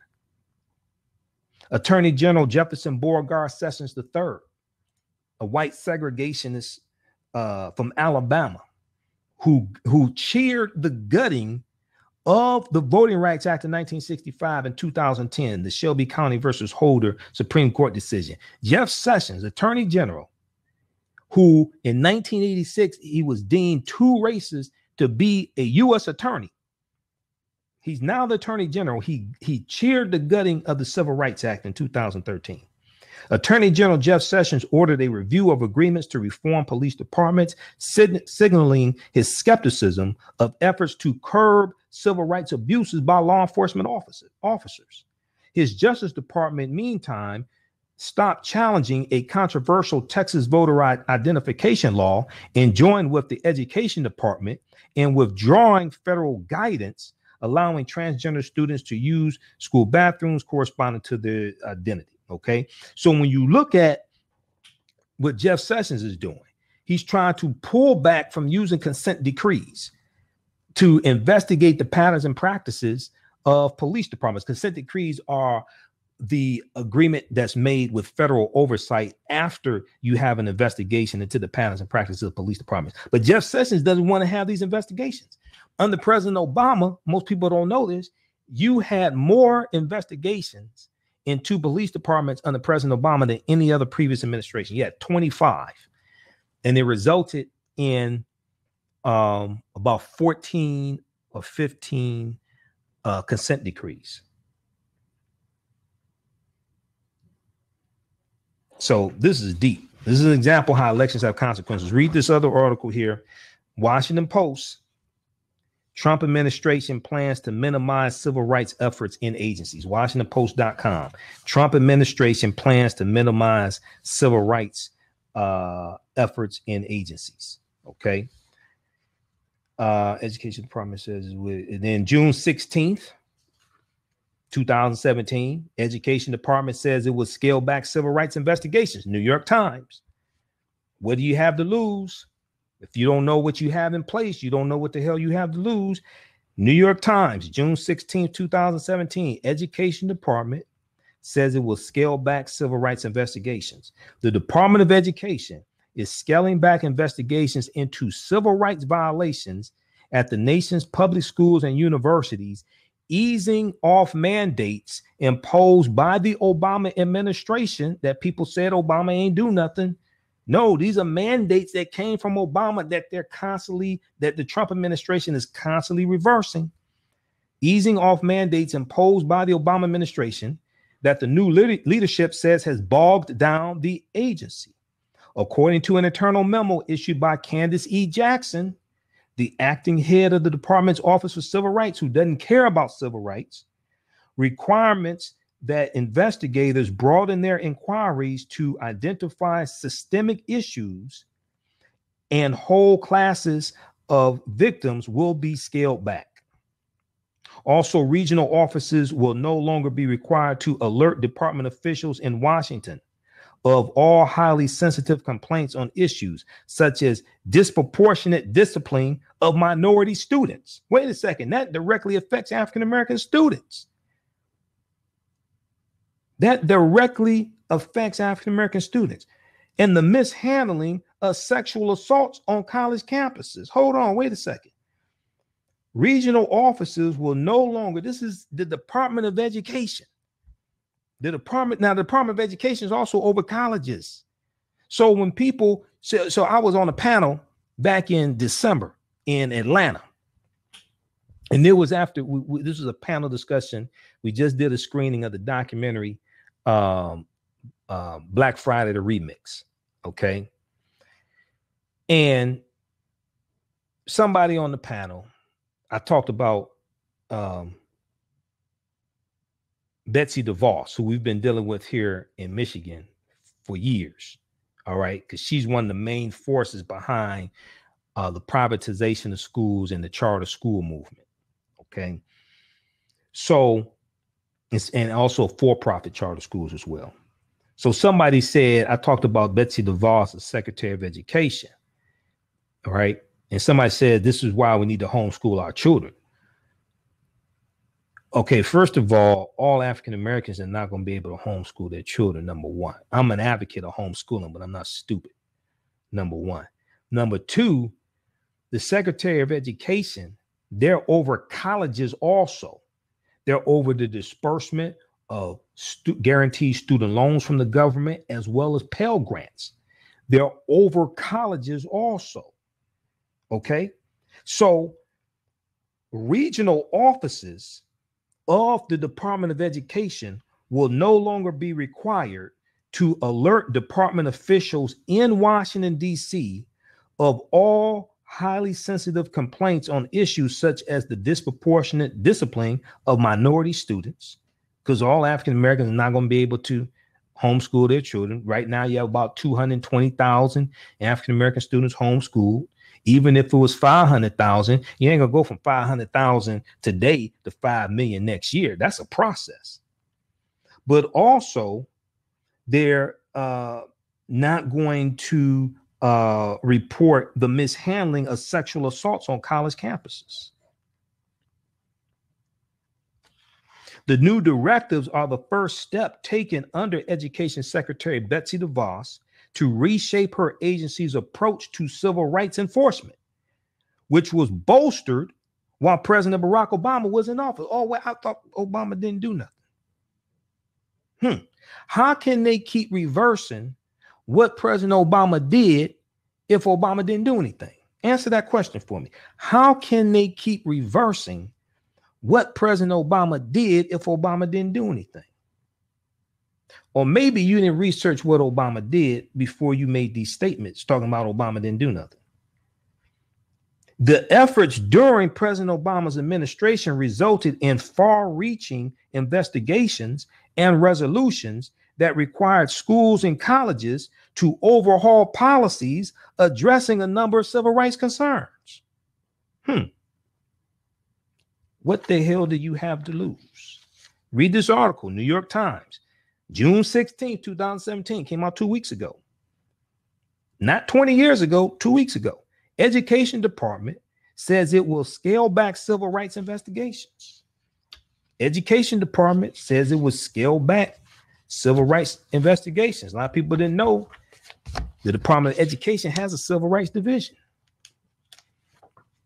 Politics impacts every aspect of your life. Politics impacts every aspect of your life. And what you don't know is what's hurting you. Elections have consequences.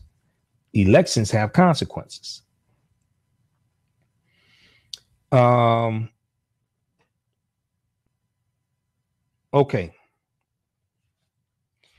So when we look at this date in African American history, all right, before we go to that, two things. Hey, you can register for the online course that I teach, Ancient Kemet, the Moors, and the Ma'afa.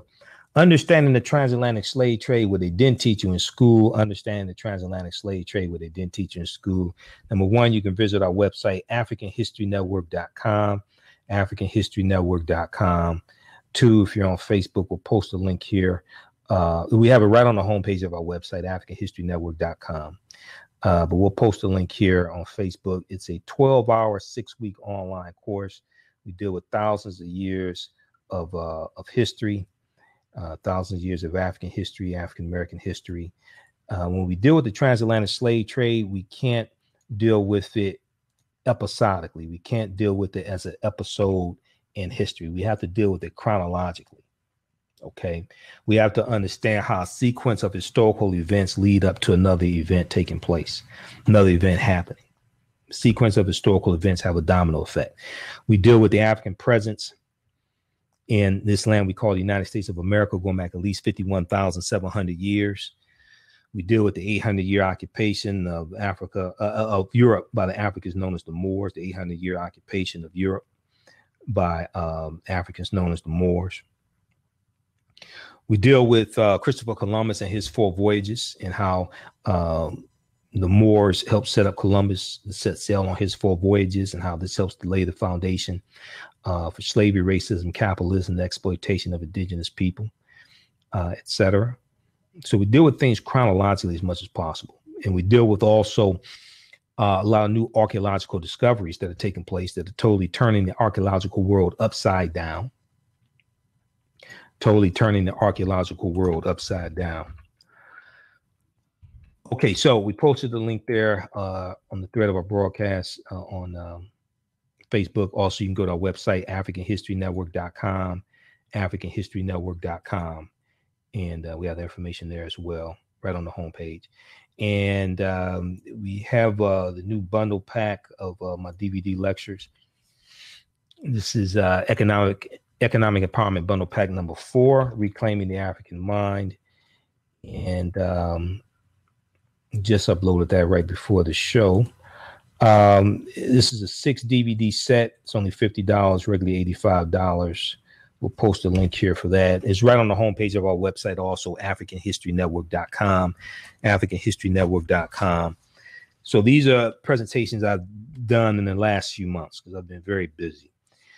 So December 2016, I did Ancient Kemet, the Winter Solstice and the History of Christmas. Ancient Kemet, the Winter Solstice and the History of Christmas. Kemet is one of the original names for Egypt. January 2017, I did The Distortion of the Legacy of Dr. Martin Luther King Jr., the Revolutionary, will not be televised on the television. The Distortion of the Legacy of Dr. Martin Luther King Jr., the Revolution, will not be televised on the television. This is did this January 2017. So that's a new presentation. Also, February 2017, Great African Women in History, the Mothers of Civilization. This is a 2 DVD sets, 4 hours. So this is an update to the presentation I did 4 years ago. This is brand new, Great African Women in History, the Mothers of Civilization, February 2017.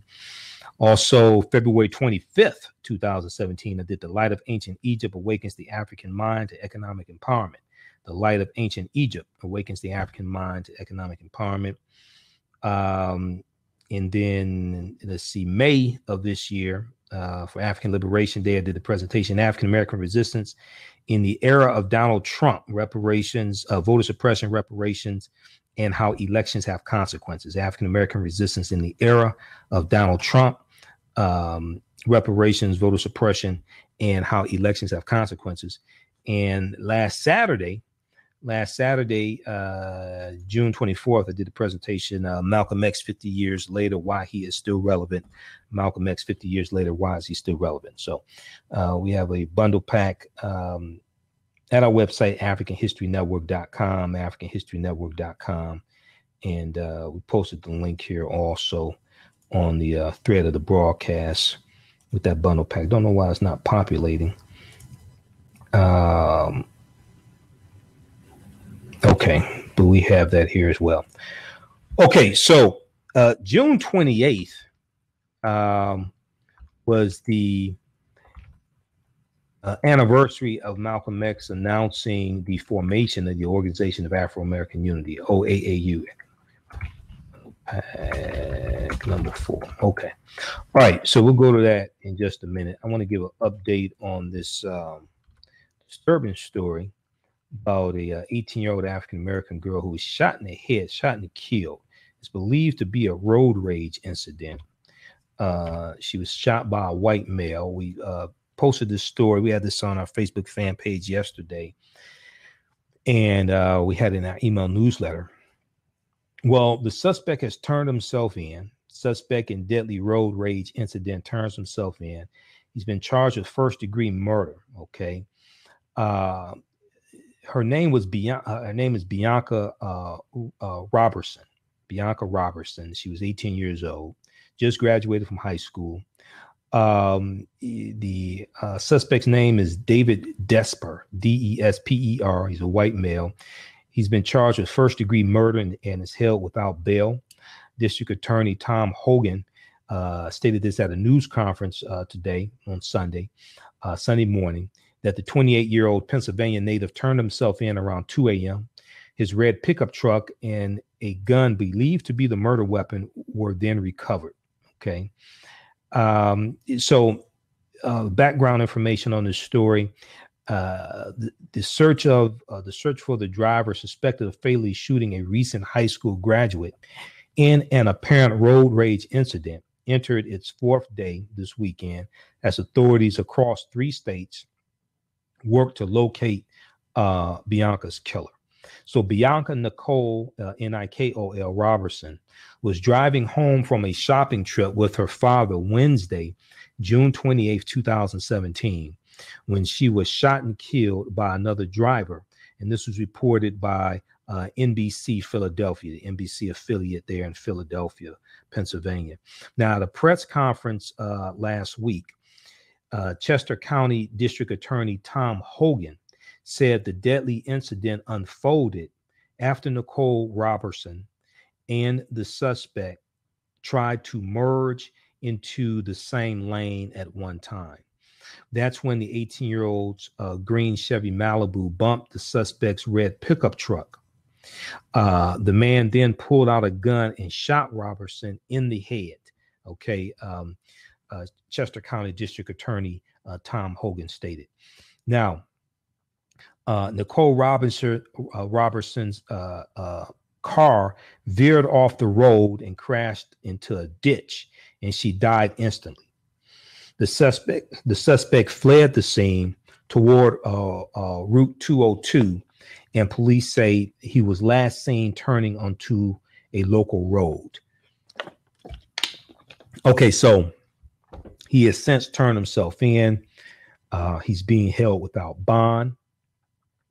And we'll see what he'll probably be convicted. Hopefully so. He deserves it. Okay. On Facebook, Anthony said, Black history would be blasted off the wire. They are not revealing his past criminal history.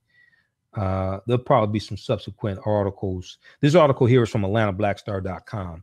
Suspect in deadly road rage incident turns himself in, charged with first-degree murder.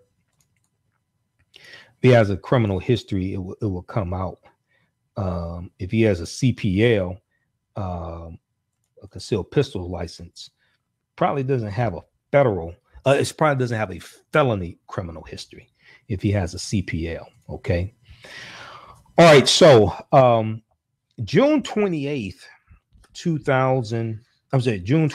1964. June 28th, 1964.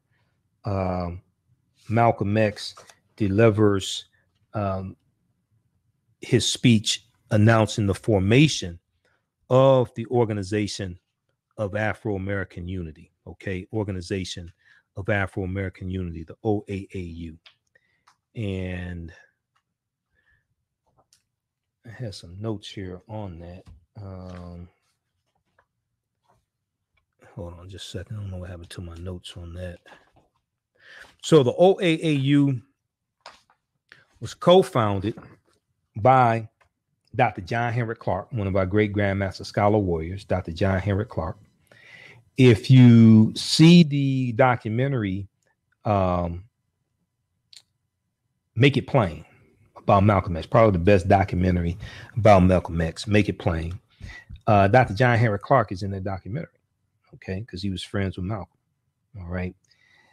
So the Organization of Afro-American Unity was founded by Malcolm X, Dr. John Henrik Clarke, and other Black nationalists and Pan-Africanist leaders. It was founded June 24th, 1964 in Harlem, New York. It was June 28th that Malcolm formally announced the formation. So it was formed shortly after his break with the Nation of Islam. He officially announces his break with the Nation of Islam March 8th, 1964. And the OAAU was a institution, was an organization that had no religious affiliation. Okay, it was for African Americans who wanted to join the organization to fight for advancement of African Americans, fight for their rights, etc. And you didn't have to belong to a particular religious. You didn't have to be a Muslim. Didn't have to belong to a particular religion. The organization sought to unify 22 million non-Muslim African Americans with the people of the African continent. Okay, or you could be a Muslim or non-Muslim. Your religion didn't matter.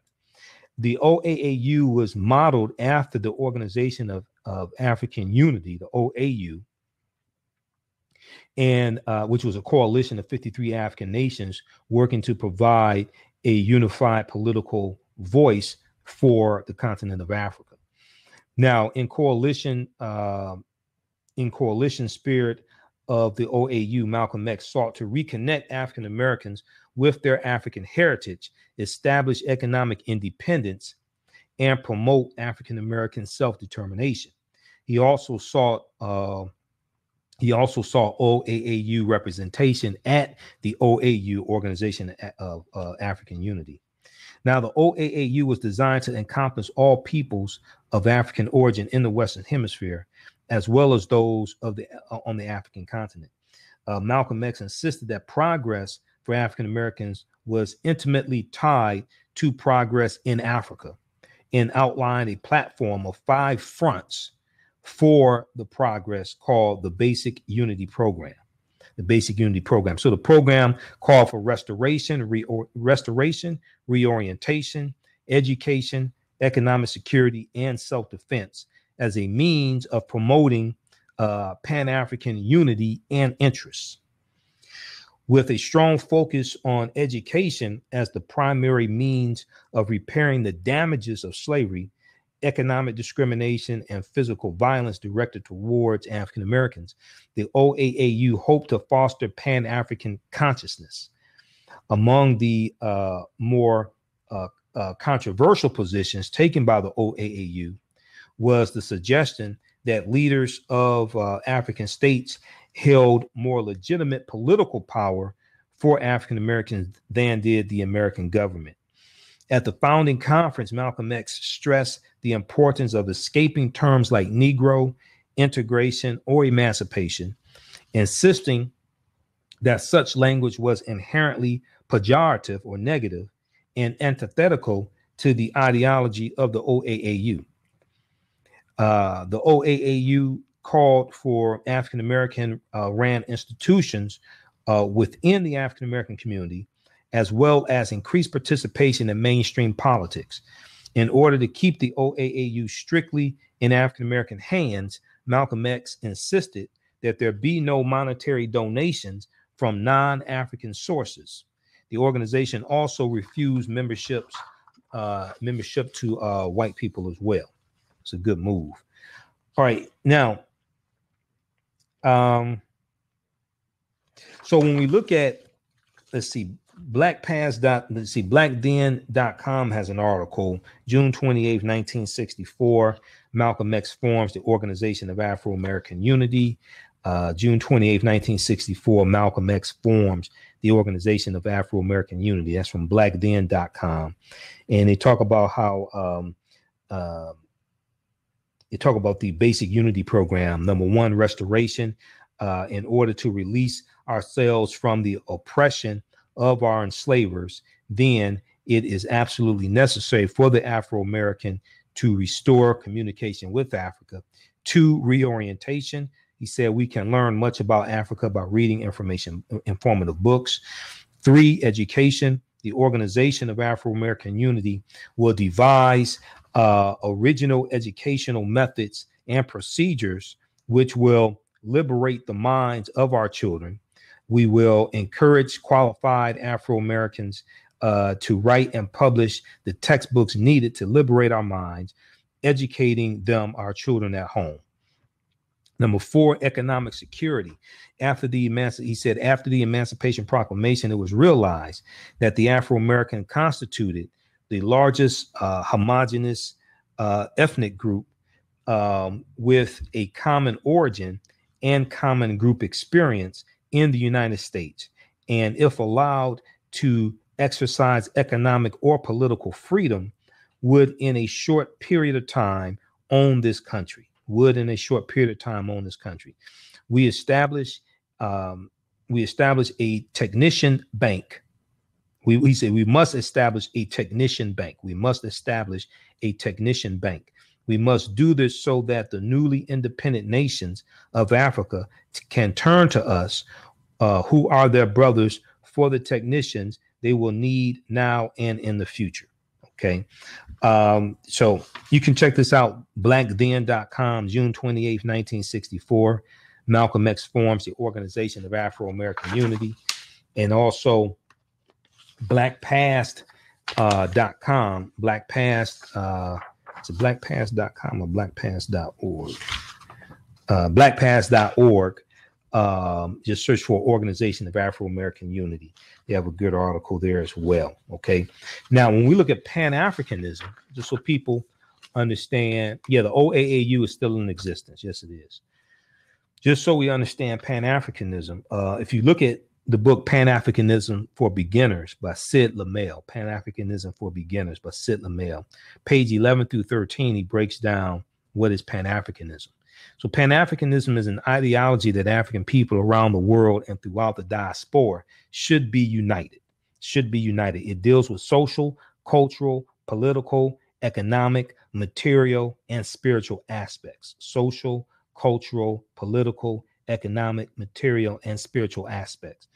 It doesn't matter who your colonizer was or is. It doesn't matter if your colonizer was the British, the French, the Dutch, the English, the Spanish. We all have a common history, and our future is interrelated, interconnected. Pan-Africanism teaches that the fate of African people worldwide is intertwined, and we share not only common history, but a common destiny. Okay. All right. So check out Pan-Africanism for Beginners by Sid Lamel. Pan-Africanism for Beginners by Sid Lamel. Now, in they also at blackpast.org, they have a transcript of the speech that Malcolm X gave June 28, 1964. I printed this up. They have a transcript of the speech. Okay. So you can read it, because this is about, was this 14, 16 pages, 17 pages. Okay. They have a transcript of the speech. Very, very powerful speech. Okay. He deals with history, deals with a lot of things here. Now, okay, so he talks about education, he talks about self-defense, economic empowerment, etc. Under education, he talks about how our children are being criminally shortchanged in the public school system of America. The Afro-American schools are the poorest run schools in the city of New York. Principals and teachers fail to understand the nature of the problems with which they work, and as a result, they cannot do the job of teaching our children, quote unquote. They don't understand us, nor do they understand our problems. They don't, he said they don't. Quote, the textbooks tell our children nothing about the great contributions of Afro-Americans to the growth and development of this country, end quote. And they don't. When we send our children to school in this country, they learn nothing about us other than we used to be cotton pickers. Every little child going to school thinks his grandfather was a cotton picker. He said, why, your grandfather was Nat Turner. Your grandfather was Toussaint Louverture. Your grandfather was Hannibal Barca, okay, of Carthage, Carthaginians. He said, your grandfather was some of the greatest Black people who walked on this earth. He said, it was your grandfather's hand who forged civilization, and it was your grandmother's hands who rocked the cradle of civilization. But the textbooks tell our children nothing about the great contributions of Afro-Americans to the growth and development of this country. Okay, so this is what he's saying, June 28, 1964. Is what he's saying June 28, 1964, at the announcing the formation of the Organization of Afro-American Unity. Okay, so he talks about education, he talks about politics and economics. I'm looking at some parts that I have highlighted here. So then on page 12, he's talking about, I think this is under self-defense.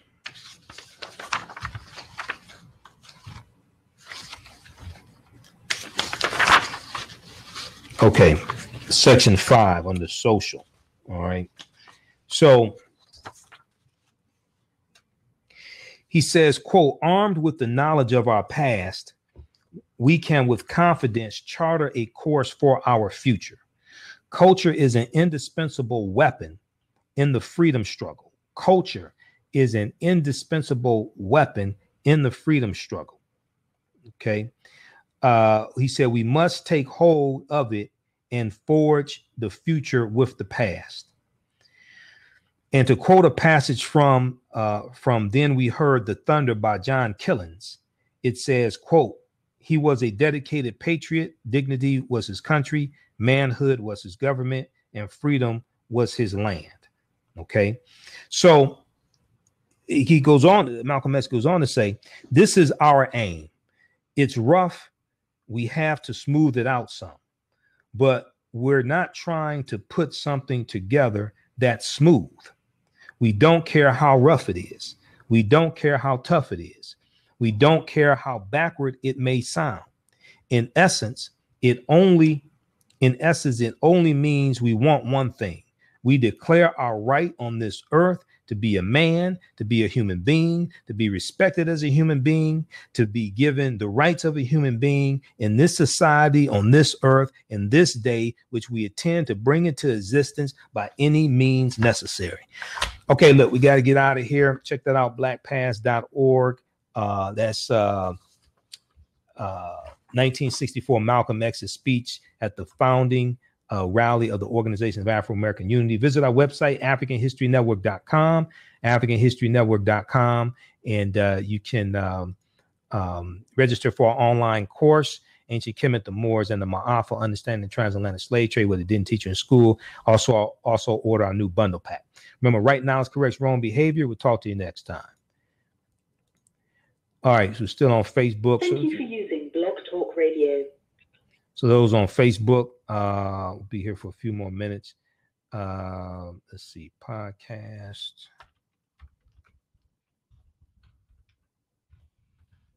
Okay, send this out here. Okay. All right, so those on Facebook, how's everybody doing? All right, so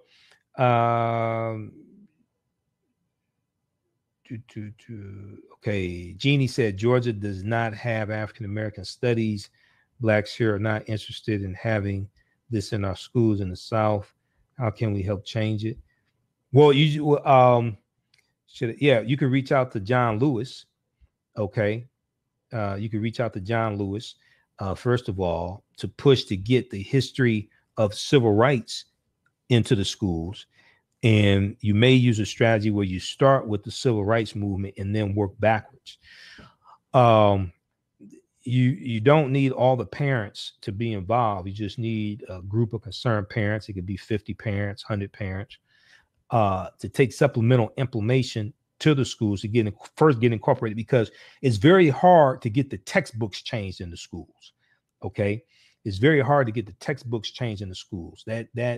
When they order those textbooks, usually they have those textbooks for a number of years. They usually don't order new textbooks each year because new textbooks are not written each year. Okay, so also the way that the Texas school system and the California school system go, that usually influences the way that the other school systems go across the country, because those are the largest school systems in Texas and California. So it may not be a situation where you get the textbooks changed this year, but you can get supplemental information used in classes this year. Supplemental information from blackpast.org, AtlantaBlackStar.com. You may use outside books like Before the Mayflower by Lerone Bennett Jr., things like this. You can get supplemental information into the schools. But that's going to take parents demanding that this is incorporated into the schools. Also, you can get you should get some support there from city council, congressmen like John Lewis, etc. Also, you have to push to get this implemented in the state legislatures. So, because it should be mandatory across the country that African-American history be incorporated into the schools. It should be mandatory to graduate from high school. You have to take an African-American history course, at least one, but also needs to be incorporated in middle school and elementary school. It may start at the high school level and then work its way down, possibly. But it has to be mandatory before you graduate from high school. You have to take an African-American history course. Should be a year of it. Should be session one, class 1 and class 2, but at least one. Okay. You can look at the city of Philadelphia. City of Philadelphia has a mandatory African-American history course. The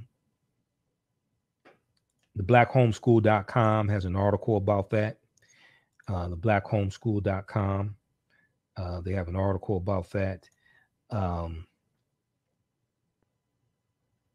And it's something, let me see. The one from, here it is. Okay, so name of this article from blackhomeschool.com is called Kids in Philadelphia Can't Graduate Without Taking African-American History. We'll post it here on the thread. Kids in Philadelphia can't graduate without taking African-American history. We just posted that link. Nationwide, daily news makes it apparent that race relations need to be improved in America. Escalating numbers of police brutality claims, divisive political campaigns, and horrific economic numbers make it clear that Blacks in America are suffering. Recent poll, let me see, is that the right article? Yeah, I think so. Recent polls indicate that non-African Americans are beginning to see this as a fact too. The question remains, what can we do as a country to improve our current situation? One academic approach can be found in Philadelphia, because this was a article that the blackhomeschool.com picked up from the New Republic, .com.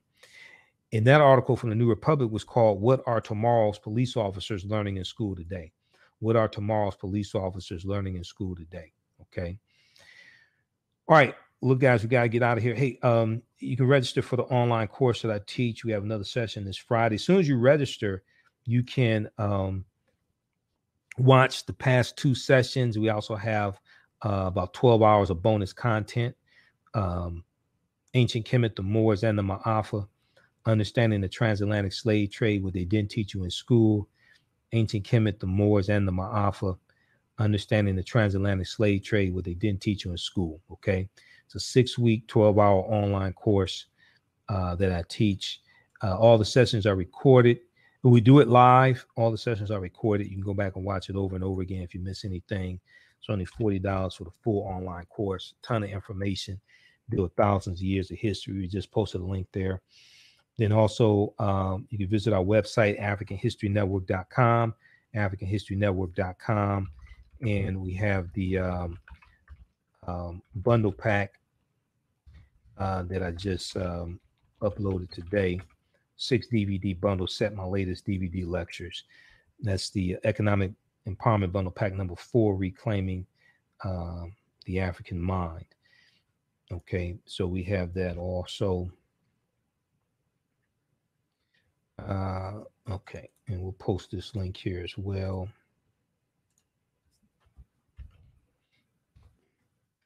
All right, so look, we got to get out of here. Hey, remember, thanks for tuning in. Share this broadcast on your own Facebook page.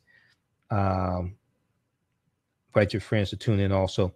Hey, remember at the African History Network, we focus on educating, empowering, and inspiring people of African descent throughout the diaspora and around the world, because right now it's correct wrong behavior.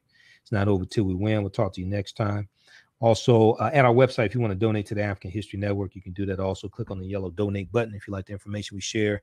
You can order our DVD lectures. All have 30 of my DVD lectures there. We have documentaries also. A lot of information there as well at AfricanHistoryNetwork.com. Okay. All right. So talk to you all next time. Peace.